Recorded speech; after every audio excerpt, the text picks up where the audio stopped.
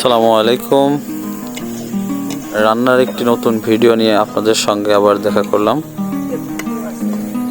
আজকে আমাদের ফ্যাক্টরিতে সেহরি খাওয়ার জন্য ফ্যাক্টরিতে রান্না করলাম। নাইট ডিউটি ছিল, তাই নিজেই সব